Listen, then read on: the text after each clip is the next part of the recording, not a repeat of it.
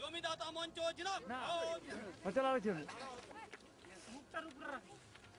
তৈরি করতে হবে, অবিলম্বে 12.5 জমিদাতা মঞ্চের আন্দোলন চলছে, চলবে। জমিদাতা মঞ্চ করতে হবে, জমিতে সভা নয় কারখানা চাই, একের পরে কারখানা।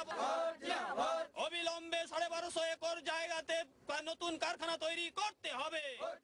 আজকে মমতা এসে মিটিং করছেন এখানে, কিন্তু এটা আমরা শিল্পের জন্য দিয়েছি। এখানে কারখানা তৈরি হবে, মানুষ কাজের সুযোগ সুবিধা পাবে, এই আশা নিয়ে আমরা দিয়েছিলাম।